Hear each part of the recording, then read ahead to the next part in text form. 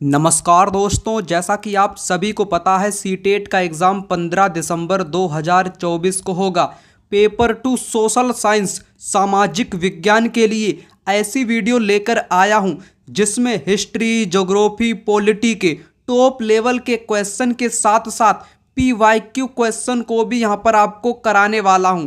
यह video SST paper 2 के लिए महत्वपूर्ण रहने वाली है। यहाँ पर पहला क्वेश्चन, निम्नलिखित में से कौन सा भारत का परमाणु ऊर्जा संयंत्र नहीं है? कल्पक्कम, तारापुर, नरोरा, पोखरण। यहाँ पर आपको बताना क्या है? नहीं वाला बताना है, परमाणु ऊर्जा संयंत्र। जबकि तीन यहाँ पर जो दिए गए हैं वो परमाणु ऊर्जा संयंत्र हैं, एक यहाँ पर नहीं है, उसी को आपको यहाँ पर बताना है। चलिए, यहाँ पर इस क्वेश्चन का राइट आंसर हो जाएगा पोखरण। पोखरण जो है ये किसी भी प्रकार का कोई भी ऊर्जा संयंत्र नहीं है, जबकि कल्पक्कम भी है, तारापुर भी है और नरोरा भी है। चलिए एक एक करके इनके बारे में भी जान लेते हैं। अगर मैं बात करूं कल्पक्कम, ये कल्पक्कम कहाँ का परमाणु ऊर्जा संयंत्र केंद्र है? ये है तमिलनाडु का। कहाँ का? ये है तमिलनाडु का। तारापुर कहाँ का है? ये है महाराष्ट्र का। और नरोरा कहाँ का है? ये है उत्तर प्रदेश का। ठीक है ना। ये केंद्र भी महत्वपूर्ण है, आपकी NCERT पुस्तक में बताया गया है, शायद एग्जाम में पूछ लिया जाए, इसलिए मैंने आपको यहाँ पर सारी चीज़ें बता दी। ठीक है ना। नहीं वाला पूछा था, इसलिए यहाँ पर इस क्वेश्चन का राइट आंसर पोखरण हो जाएगा। यह क्वेश्चन एग्जाम में पूछा जा चुका है। चलिए आगे बढ़ते हैं। आगे यहाँ पर क्वेश्चन आ चुका है, निम्नलिखित देशों में से किसमें स्थानांतरी कृषि को मिल्पा के नाम से जाना जाता है? Bharat, Malaysia, Mexico, Brazil. आपको यहाँ पर क्या बताना है? ऐसा कौन सा देश है, ठीक है ना, जहाँ पर स्थानांतरी कृषि यानी कि जो शिफ्टिंग एग्रीकल्चर है उसको मिल्पा के नाम से जानते हैं, उस देश का नाम आपको यहाँ पर बताना है। करेक्ट आंसर यहाँ पर होगा मैक्सिको। ठीक है ना। थर्ड विकल्प इस क्वेश्चन का राइट आंसर हो जाएगा मैक्सिको। मैक्सिको में झूमिंग कृषि यानी कि स्थानांतरित कृषि को मिल्पा के नाम से जानते हैं। ये क्वेश्चन कैसा है? मोस्ट इंपॉर्टेंट क्वेश्चन है। यहाँ से 3 से 4 क्वेश्चन बन चुके हैं, वो सारे के सारे मैं आपको यहाँ पर बताने वाला हूँ। चलिए ध्यानपूर्वक इस चीज को आप समझ लीजिएगा। अगर मैं बात करूँ किसकी? स्थानांतरित कृषि की, ठीक है ना, जिसको शिफ्टिंग एग्रीकल्चर भी कहते हैं। भारत में इस कृषि को किस नाम से जानते हैं? झूमिंग के नाम से जानते हैं। किस नाम से? झूमिंग के नाम से भारत में स्थानांतरित कृषि को बोलते हैं। ठीक है ना। अगर मैं बात यहाँ पर करूँ किसकी? मलेशिया की। मलेशिया में इसको क्या बोलते हैं? मलेशिया में इसको बोलते हैं लादांग। क्या बोलते हैं? मलेशिया में इसको लादांग बोलते हैं और इंडोनेशिया में भी इसको लादांग बोलते हैं। ठीक ना। लादांग कहाँ पर बोलते हैं? इंडोनेशिया और मलेशिया, इन 2 देशों में इस कृषि को क्या बोला जाता है? लादांग बोला जाता है। ये चीज अपने दिमाग में सेव कर लेना। मलेशिया में क्या बोलते हैं? लादांग बोलते हैं। इंडोनेशिया में क्या बोलते हैं? इंडोनेशिया में भी इसी कृषि को लादांग के नाम से जाना जाता है। ठीक है ना। मैक्सिको की मैं बात करूं, मैक्सिको मैंने आपको बता दिया, मैक्सिको में इस कृषि को मिल्पा के नाम से जानते हैं। वहीं ब्राजील की मैं बात कर लूं, पूछा जा चुका है क्वेश्चन कि ब्राजील में स्थानांतरित कृषि को किस नाम से जानते हैं? तो रोका के नाम से जानते हैं। किस नाम से? रोका के नाम से यहाँ पर जानते हैं। एक बार और इसको आप सुन लीजिएगा। अगर मैं भारत की बात करूं, भारत में स्थानांतरित कृषि को झूमिंग बोलते हैं। क्या बोलते हैं? भारत में इसको झूमिंग बोलते हैं। ठीक है ना। मलेशिया और इंडोनेशिया में इसको लादांग बोलते हैं। ठीक है ना, लादांग बोलते हैं। वहीं मैक्सिको में इसको मिल्पा बोलते हैं।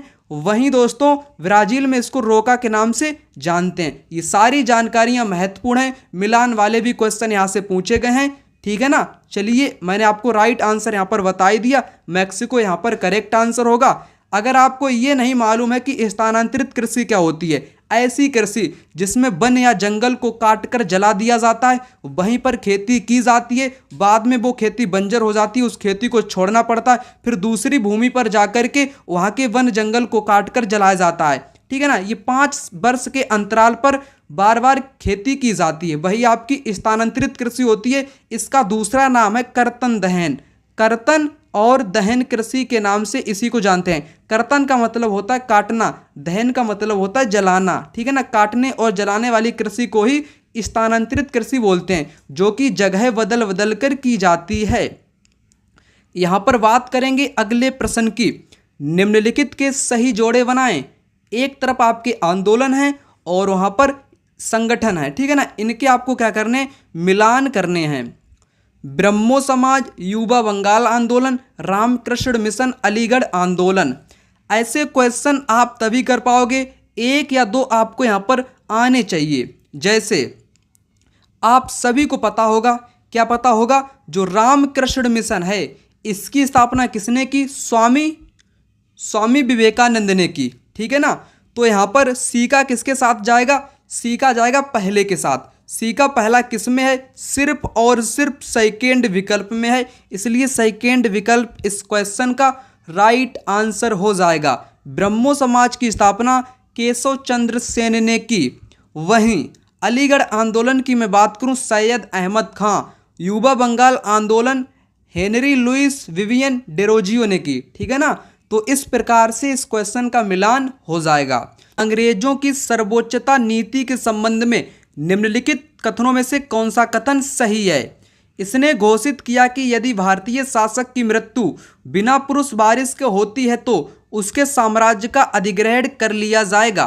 कंपनी का दावा था कि उसकी सत्ता सर्वोच्च है, इसलिए वह भारतीयों राज्यों के ऊपर है। इसने इस बात पर बल दिया कि प्राच्य जानकारी के विपरीत यूरोपीय जानकारी देने का तरीका व्यावहारिक रूप से लाभकारी है। इसने घोषित किया कि इंग्लैंड में कोई अन्य व्यापार करने वाला समूह ईस्ट इंडिया कंपनी से स्पर्धा नहीं करेगा। इस क्वेश्चन का राइट आंसर क्या होगा, यहाँ पर आपसे पूछा क्या है, अंग्रेजों की सर्वोच्चता नीति। अंग्रेजों की जो सर्वोच्चता नीति थी, उनका दावा था, कंपनी का दावा था कि उनकी जो सत्ता है वो सर्वोच्च है, भारतीय राज्यों के ऊपर उनकी सर्वोच्चता सर्वोच्च है। तो ये वाला यहाँ पर करेक्ट आंसर इस क्वेश्चन का हो जाएगा। वहीं अगर मैं बात करूँ साम्राज्य का अधिग्रहण करने की, यदि किसी शासक का पुत्र नहीं है तो क्या है, वो एक विलय नीति थी, ठीक है ना। वो एक प्रकार की एक विलय नीति बनाई गई थी अंग्रेजों के द्वारा। चलिए आगे बढ़ते हैं। आगे यहाँ पर क्वेश्चन आ चुका है, कहता है कि पांडुलिपियों और अभिलेखों पर निम्नलिखित दो कथनों ए और बी पर विचार कीजिए और सही उत्तर का चयन कीजिए। पांडुलिपियां प्रायः ताड़पत्रों अथवा भुर्ज नामक वृक्ष की छाल से विशेष तरीके से तैयार भोजपत्र पर लिखी जाती थीं। अभिलेख पत्थर तथा धातु जैसी अपेक्षाकृत कठोर सतहों पर उत्कीर्ण किए जाते थे। दोनों सही होंगे या दोनों गलत होंगे, केवल ए सही होगा और बी गलत होगा, ए गलत और बी सही। चलिए बात कर लेते हैं। अगर मैं आपको बताना चाहूँ पांडुलिपियों और अभिलेखों के बारे में, जो प्राचीन काल की जो पांडुलिपियां हैं वो दोस्तों प्रायः ताड़पत्र और भुर्ज नामक पेड़ की जो छाल हुआ करती थी उस पर ही ये लिखी जाती थी। ये तो बात बिल्कुल सही है। ये भुर्ज नामक पेड़ हिमालय क्षेत्र में सर्वाधिक पाया जाता है। और जो अभिलेख होते हैं, अभिलेख जैसे अशोक के अभिलेख हो गए, ठीक है ना। अभिलेख जो होते हैं वो पत्थर, जैसे कोई कठोर पत्थर है या कठोर धातु है, जैसे सिक्के होते हैं, ठीक है ना। उन पर क्या होता है, उन पर सतहों पर ये उत्कीर्ण किए जाते हैं अभिलेख। यानी कि कोई सिक्का है उस पर अशोक का चित्र बना दिया गया है, कोई पत्थर की धातु है बहुत कठोर है उसमें कोई लेख लिख दिया गया है, किसी की आकृति को दर्शा दिया गया है, वही अभिलेख कहलाता है। अभिलेख जो होते हैं ये धातुओं पर भी खुदे होते हैं, पत्थर की सतहों पर भी ये लिखे होते हैं या खुदे होते हैं या उत्कीर्णित होते हैं, ठीक है ना। तो ये दोनों कथन बिल्कुल कैसे दिए गए, सही दिए गए हैं। पहला विकल्प इस क्वेश्चन का राइट आंसर होगा, ए और बी दोनों सही हैं। चलिए आगे बढ़ते हैं। आगे यहाँ पर क्वेश्चन है, संयुक्त राज्य अमेरिका में नागरिक अधिकार आंदोलन शुरू हुआ था। क्यों शुरू हुआ था? सभी अफ्रीकी अमेरिकन नागरिकों के लिए समान अधिकारों तथा जातीय विभेद की समाप्ति के लिए, अफ्रीकी अमेरिकन पुरुषों के मताधिकार की मांग के लिए, अफ्रीकी अमेरिकन वरिष्ठ नागरिकों की सामाजिक सुरक्षा की मांग के लिए, अफ्रीकी अमेरिकन महिलाओं के मताधिकार की मांग करने के लिए।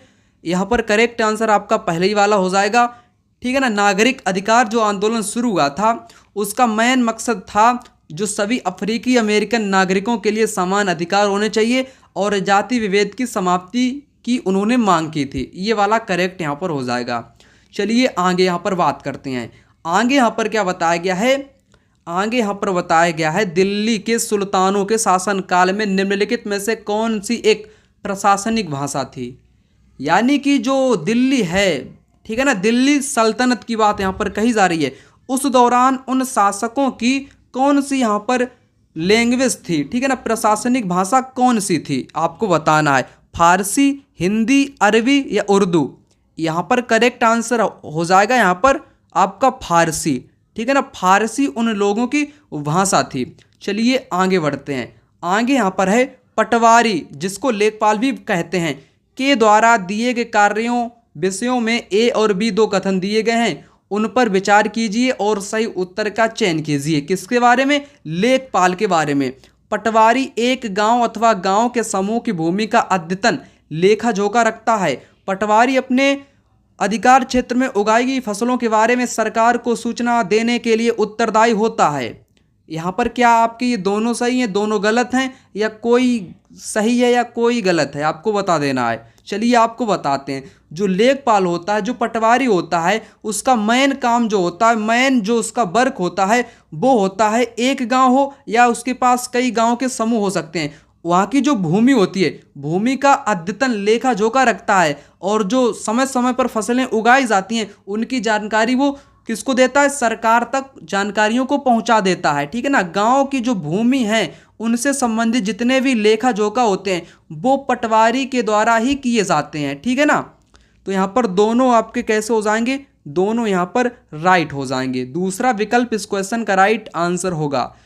अगला प्रश्न यहाँ पर कहता है कि 29 मार्च 1857 को बैरकपुर में अपने अफसरों पर हमला करने के आरोप में निम्नलिखित में से किसको फांसी पर लटका दिया गया था? भगत सिंह, राजगुरु, सुखदेव या मंगल पांडे को? यहाँ पर करेक्ट आंसर हो जाएगा मंगल पांडे, ठीक है ना। इन्होंने 29 मार्च 1857 को बैरकपुर में अपने अफसरों पर हमला कर दिया था। उसके बाद में इनको किस पर लटका दिया गया? फांसी पर लटका दिया गया था मंगल पांडे जी को, ठीक है। चलिए आगे यहाँ पर बात करते हैं अगले प्रश्न की। निम्नलिखित में से कौन सा तिब्बत का राष्ट्रीय ग्रंथ है? ठीक है ना, ये क्वेश्चन 3 से 4 बार एग्जाम में पूछा गया है। तिब्बत का राष्ट्रीय ग्रंथ कौन सा है, या लद्दाख में कौन सा ग्रंथ प्रचलित है जो कि लद्दाख में गाया जाता है? यहाँ पर करेक्ट आंसर हो जाएगा केसर सागा। केसर सागा इस क्वेश्चन का राइट आंसर हो जाएगा। चलिए आगे बढ़ते हैं। आगे यहाँ पर क्वेश्चन है, ठीक है, क्या है? यूराल पर्वत अलग करते हैं। यूराल पर्वत एशिया और यूरोप को, एशिया को यूरोप से अलग करता है। क्या अलग करता है? यूराल पर्वत एशिया और यूरोप को अलग करता है। चलिए आगे बढ़ते हैं। आगे यहाँ पर क्वेश्चन क्या है? सूफी संत के अनुसार खानकाहों से क्या अभिप्राय है? यहाँ पर आपको बताना क्या खानकाह क्या होता है। मैंने आपको पिछली बार बताया था, ठीक है ना, यानी कि पिछली वीडियो में ही आपको बताया था खानकाह का अर्थ क्या होता है। कई बार आपको खानकाह मिलेगा, कहीं आपको ईदगाह मिलेगा, कहीं आपको दरगाह भी मिल सकता है। ये तीनों शब्द सूफीवादियों से रिलेटेड हैं, उन्हीं के धर्मों से संबंधित हैं, इस्लाम धर्म से मान सकते हो आप लोग, ठीक है ना। इनको आपको यहाँ पर बताना है। ये तीनों चीज़ों का मकसद क्या है, मतलब क्या होता है, जो कि एग्जाम में बार बार पूछे जाते हैं। मिलान वाले भी क्वेश्चन यहीं से पूछे जाते हैं। चलिए सबसे पहले आपको खानकाह के बारे में बता देता हूँ। जो सूफी संत होते हैं ना, सूफी महात्मा लोग, ठीक है ना, जो इस्लाम को मानने वाले होते हैं, खानकाह का मतलब होता है जहाँ पर ये लोग बैठते हैं, जहाँ पर ये लोग प्रवचन अपने देते हैं, प्रवचन देते हैं, सुनने वाले बैठते हैं, यानी कि ये जो बैठकों का आयोजन करते हैं, ठीक है ना, बैठकों का आयोजन करते हैं, वही क्या कहलाता है? खानकाह कहलाता है। एक प्रकार का ये निवास स्थान होता है। क्या होता है? निवास स्थल को ही क्या बोला जाता है? खानकाह बोला जाता है। तो इस प्रकार यहाँ पर करेक्ट आंसर होगा वे स्थान जहाँ सूफी संत बैठकों का आयोजन करते थे। मैंने आपको बताया था ईदगाह के बारे में। ईदगाह क्या होता है? ये एक प्रार्थना स्थल होता है। क्या होता है? ये एक प्रार्थना वाले स्थल को ईदगाह के नाम से जानते हैं। अगर मैं बात करूं दरगाह जब किसी सूफी संत की मृत्यु हो जाती है, उसको जहाँ पर गाड़ दिया जाता है मिट्टी के अंदर, यानी कि दफना दिया जाता है, वही दरगाह कहलाती है। मकबरा भी इसी को कह सकते हो, ठीक है ना, मकबरा। ये आपका होता है दरगाह, ईदगाह और खानकाह। ये तीनों चीज़ें मैंने आपको यहाँ पर बता दी। करेक्ट आंसर यहाँ पर थर्ड वाला हो जाएगा। चलिए आगे बढ़ते हैं। यहाँ पर अगला प्रश्न है, राजा हर्षवर्धन के दरबारी कवि बाणभट्ट ने उनकी जीवनी हर्षचरित निम्नलिखित भाषाओं में लिखी थी। यहाँ पर आपका राइट आंसर हो जाएगा संस्कृत में लिखी थी। जो हर्षवर्धन था, हर्षवर्धन ये कन्नौज का राजा था। इसका जो दरबारी लेखक या कवि था, दरबारी, ठीक है ना, इसका नाम क्या था? हर्ष नहीं था, इसका नाम क्या था? बाणभट्ट था, ठीक है ना। इसने कौन सी पुस्तक लिखी? हर्षचरित लिखी। बाणभट्ट ने किस भाषा में लिखी? संस्कृत में लिखी। चलिए आगे बात करते हैं। यहाँ पर अगला प्रश्न है, विनय पिटक ग्रंथ निम्नलिखित में से किससे संबंधित है? यहाँ पर करेक्ट आंसर क्या होगा? बौद्ध संघ के नियमों से संबंधित है, ठीक है ना। बौद्ध धर्म में कुल 3 पिटक होते हैं, मैं आपको बता भी चुका हूँ, ठीक है ना। कितने पिटक होते हैं? 3 पिटक होते हैं। एक होता है सुत्त पिटक, एक होता है विनय पिटक जिसकी मैं यहाँ पर बात कर रहा हूँ, और एक होता है, कौन सा होता है? अधिधम्म पिटक, अभिधम्म पिटक करके कुछ होता है, ठीक है, अभिधम्म पिटक। सुत्त पिटक में बुद्ध की शिक्षा है, जो एजुकेशन है बुद्ध के, ठीक है ना, बुद्ध की शिक्षा। सुत्त पिटक में, विनय पिटक में नियम कायदे कानून हैं जो बौद्ध संघ से संबंधित हैं। अभिधम्म पिटक में क्या है? बौद्ध धर्म के सिद्धांत बताए गए हैं, व्याख्याएं बताई गई हैं, ठीक है। यहाँ पर करेक्ट आंसर 4 वाला आपका हो जाएगा। चलिए आगे बढ़ते हैं। आगे यहाँ पर क्वेश्चन है, कुछ आरंभिक हिंदू मंदिरों में एक हॉल होता था जहाँ लोग इकट्ठा हो सकते थे। इस स्थान को कहा जाता था प्रदक्षिणापथ, मंडप, ग्राम भोजिका, गर्भगृह। यहाँ पर आपको करेक्ट आंसर इस क्वेश्चन का बताना है।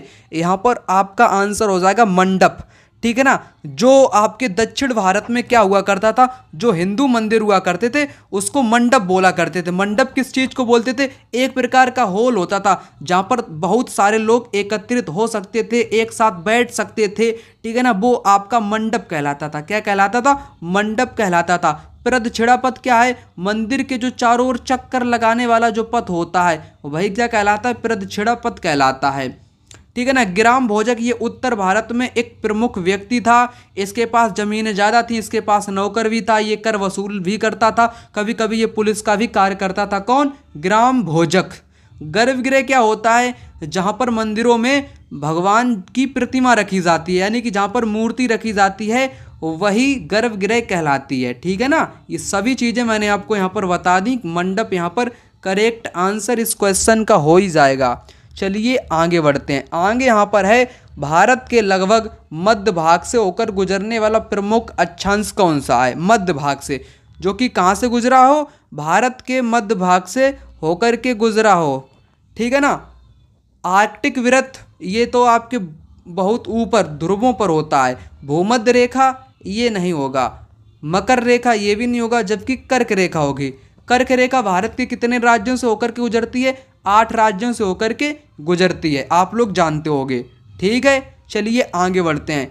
आगे यहाँ पर क्वेश्चन आ चुका है, कहता है कि अशोक के अधिकतर अभिलेख निम्नलिखित लिपियों में से किसमें लिखे गए थे? यहाँ पर करेक्ट आंसर क्या होगा? ब्राह्मी। ब्राह्मी इस क्वेश्चन का राइट आंसर हो जाएगा।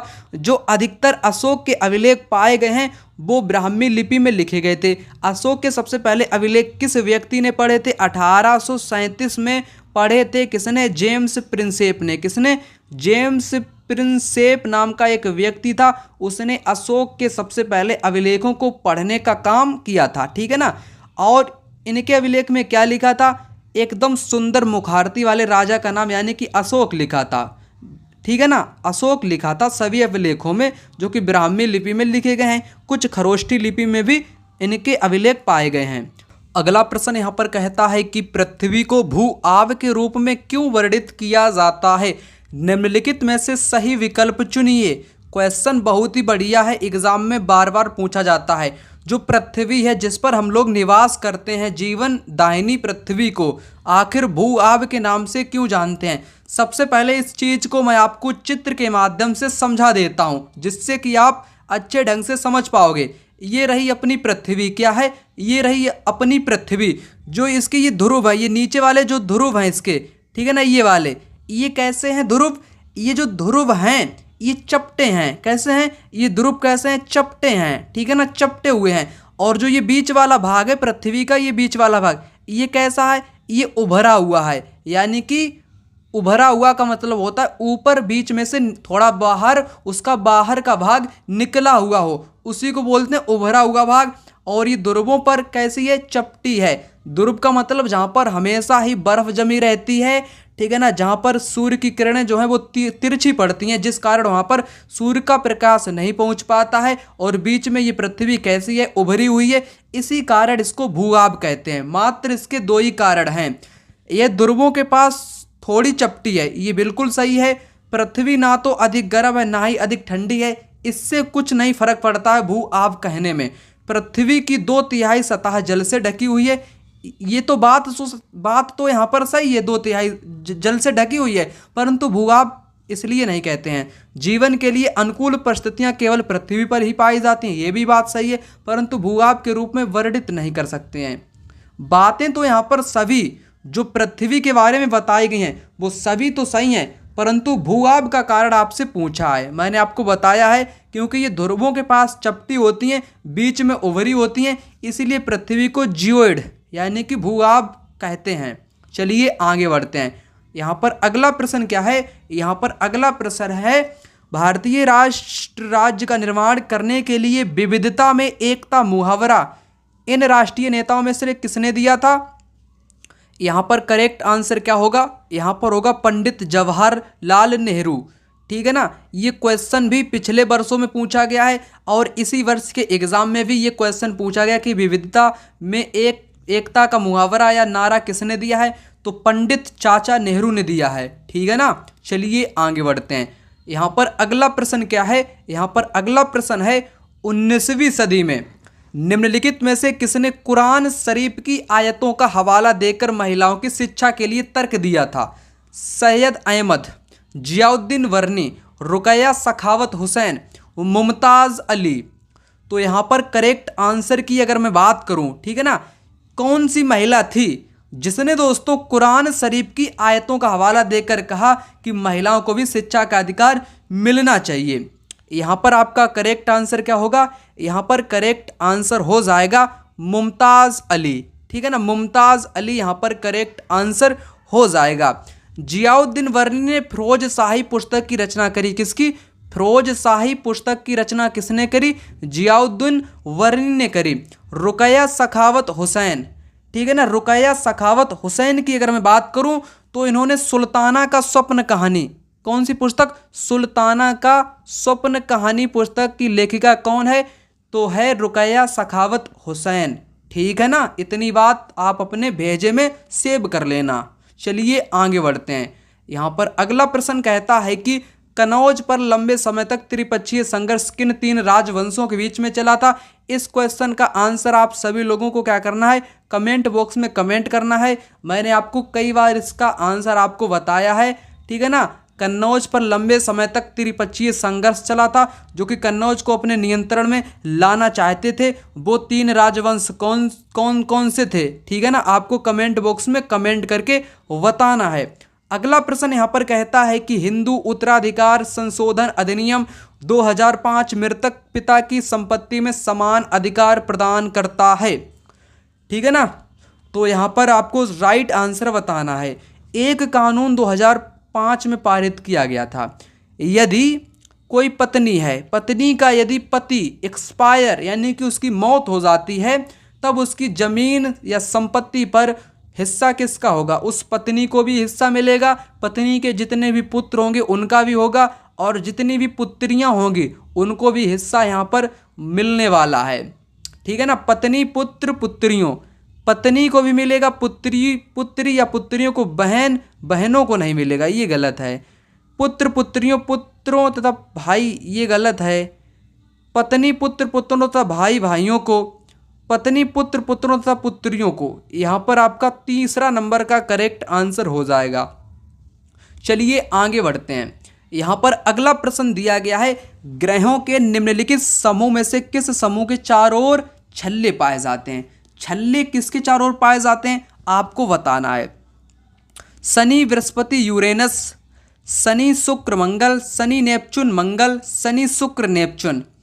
यहाँ पर करेक्ट आंसर होगा शनि, बृहस्पति और यूरेनस, इनके चारों ओर क्या पाए जाते हैं? छल्ले पाए जाते हैं। यहाँ पर अगला प्रश्न दिया गया है कि पृथ्वी की सबसे आंतरिक परत मुख्यतः बनी होती है।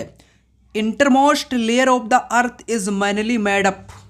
तो किससे ये बनी होती है आपको बता देना है। ठीक है ना। मैंने आपको बार बार बताया है कि जो अपनी पृथ्वी है, पृथ्वी में मुख्यतः 3 परतें पाई जाती हैं। जो सबसे ऊपर होती है उसको पर्पटी बोलते हैं, ऊपर वाली को पर्पटी बोलते हैं, बीच वाली को क्या बोलते हैं, बीच वाली को मेंटल बोलते हैं, और सबसे जो नीचे होती है उसको बोलते हैं क्रोड। ये 3 परतें होती हैं। पर्पटी को सियाल भी बोलते हैं, ठीक है ना, सियाल भी बोलते हैं। वहीं मेंटल को सीमा बोलते हैं, इसे महासागरीय पर्पटी के नाम से भी जानते हैं। क्रोड को निफे बोलते हैं, क्रोड को क्या बोलते हैं, निफे बोलते हैं। चलिए आपको बता देता हूँ। यहाँ पर आंतरिक परत की बात कही गई, यानी कि क्रोड, क्रोड में क्या पाया जाता है, निफे। क्रोड को निफे के नाम से भी जानते हैं। निकिल एंड फेरस, Ni का मतलब निकिल, Fe का मतलब फेरस, फेरस का मतलब लोहा। तो निकिल और लोहा करेक्ट आंसर यहाँ पर 4 विकल्प इस क्वेश्चन का हो जाएगा। ऐसे क्वेश्चन एग्जाम में बार बार पूछे जाते हैं। कभी आपको आंतरिक परत बोलेगा, कभी दूसरी परत यानी कि मेंटल के बारे में बोलेगा, कभी आपसे पर्पटी वाला पूछेगा कि किस खनिज से बनी होती है। तो सारी चीज़ें मैंने आपको बता दी। जैसे पर्पटी की अगर आपसे बात कर ले, जो कि ऊपरी परत होती है, जिसको सियाल बोलते हैं, क्या बोलते हैं, सियाल बोलते हैं। SI का मतलब हो जाएगा सिलिका, Al का मतलब होगा एलुमिना, ठीक है ना। जैसे सिलिका, एलुमिना, ये किसकी बात है, ये यहाँ पर पर्पटी की बात कही गई है। वहीं मैं बात करूं मेंटल परत की, जो कि दूसरे नंबर की परत होती है, इसको सीमा बोलते हैं। क्या बोलते हैं, सीमा बोलते हैं। और इसको महासागरीय पर्पटी के नाम से भी जानते हैं। सीमा, इसमें क्या पाया जाता है, सिलिका और मैग्नीशियम, Ma का मतलब मैग्नीशियम। ये सारी जानकारी आपको अपने दिमाग में सेव कर लेनी है, ठीक है ना। तो ये मोस्ट इम्पोर्टेंट क्वेश्चन है, जो कि हर बार एग्जाम में कहीं ना कहीं घुमा घुमा के पूछ लिए ही जाते हैं।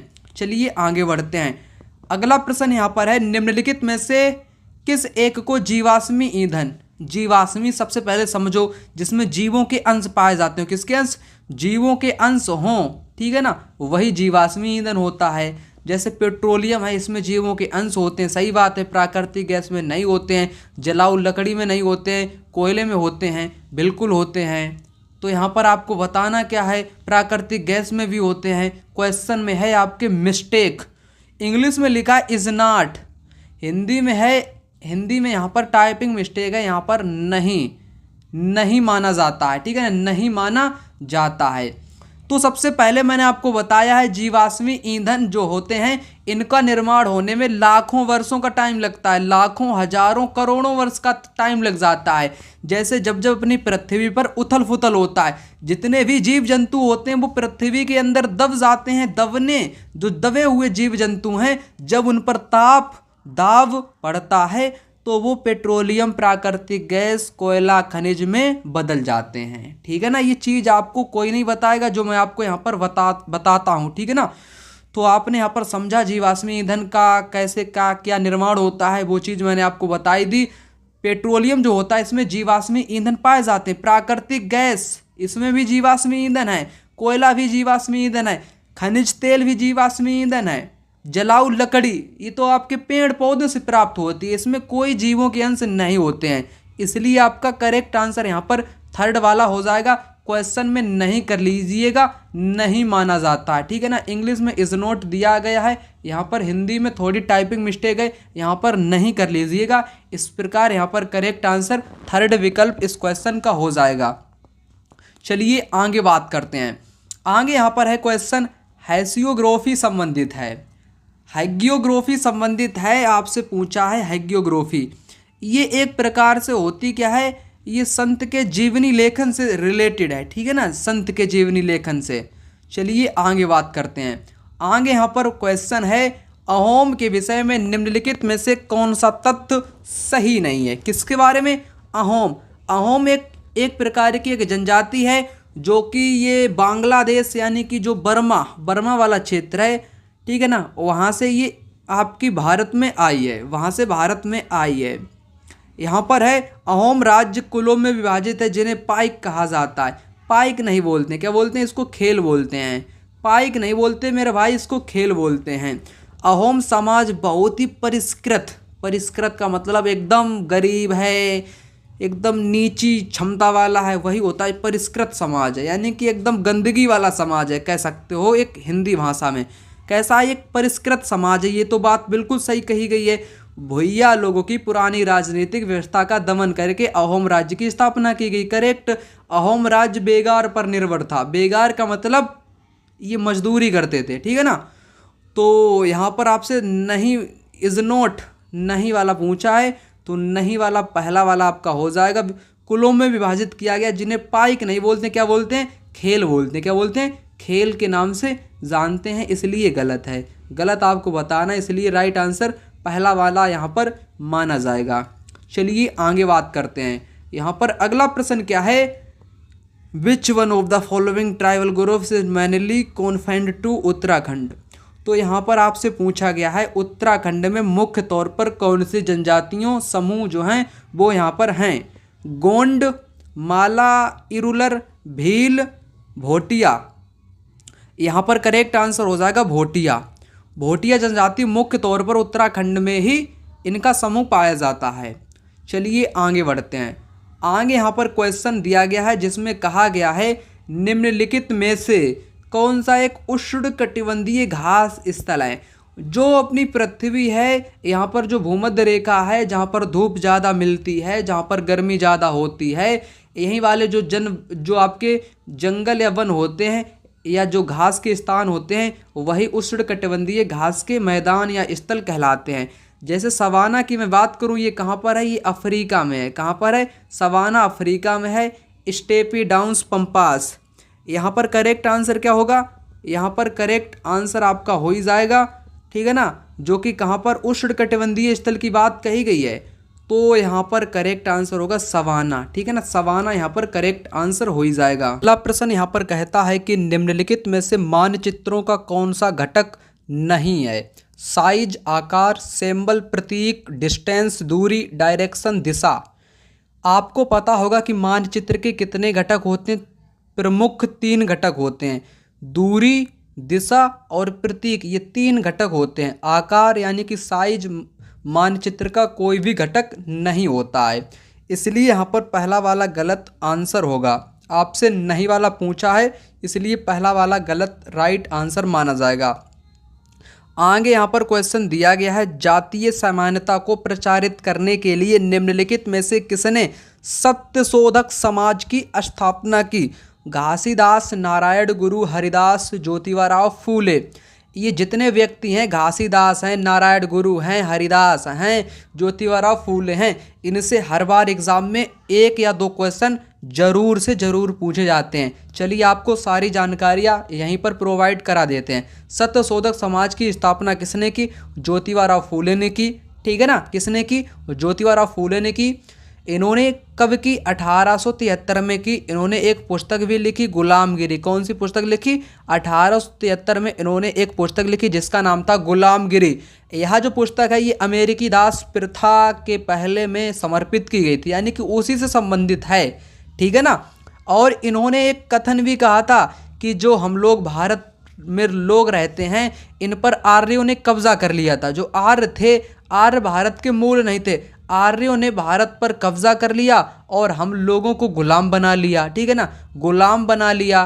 तो ये किसका कथन है, तो ये ज्योतिबाराव फूले का कथन है कि भारत के मुख्य भूभाग पर आर्यों ने कब्जा कर लिया और हम भारतीय लोगों को इन्होंने गुलाम कर बना लिया। ये किसने कहा है, ये ज्योतिबाराव फूले ने कहा है। घासीदास ने सतनामी आंदोलन की शुरुआत की है। सतनामी आंदोलन की शुरुआत की है मध्य भारत में। इन्होंने दोस्तों ऐसे लोगों के साथ काम किया है जो चमड़ा बनाने का काम करते थे। चमड़ा बनाने वाले लोगों को इन्होंने इकट्ठा किया और आंदोलन की शुरुआत करी, सतनामी आंदोलन। इन्होंने जाति व्यवस्था को समाप्त करने के लिए चमड़े में काम किया, ठीक है ना, घासीदास ने। और नारायण गुरु ने एक नारा दिया था, एक धर्म, है ना, ये आपके दक्षिण भारत से थे। एक धर्म होगा, एक ईश्वर, एक धर्म, एक ईश्वर, एक भाषा, ठीक है ना, एक जाति, एक धर्म, एक ईश्वर, एक जाति यहाँ पर होगा, एक जाति, एक ईश्वर, एक, ये वाला इन्होंने नारा दिया था। किसने, नारायण गुरु ने दिया था। ये सारी जानकारियाँ कहीं ना कहीं आपके एग्ज़ाम में एक बार से अधिक बार में पूछी गई हैं, इसलिए मैंने आपको सारी जानकारियाँ यहाँ पर बता दी। ये हरिदास हैं, इतना महत्वपूर्ण हरिदास से नहीं पूछा जाता, ये वेस्ट बंगाल से रिलेटेड हैं, ठीक है ना। और घासीदास ये मध्य भारत छत्तीसगढ़ से रिलेटेड हैं। वहीं नारायण गुरु ये आंध्र प्रदेश यानी कि ये दक्षिण भारत से रिलेटेड हैं, तमिलनाडु वाले साइड से। वहीं ज्योतिबा फूले ये महाराष्ट्र के पुणे से संबंधित हैं, है ना। ये सारी जानकारियाँ महत्वपूर्ण थी, मैंने आपको बता दी। वीडियो आप लोगों के लिए यहीं तक थी। इस वीडियो को अपने दोस्तों के साथ शेयर करना मत भूलिएगा। वीडियो को लाइक नहीं किया है, लाइक अभी कर दो और वीडियो में कमेंट भी कर देना। अगर आप लोग इस वीडियो को पहली बार देख रहे हो तो चैनल को सब्सक्राइब भी कर लेना, ठीक है ना। मिलते हैं दूसरी वीडियो में, तब तक के लिए जय हिंद, वंदे मातरम।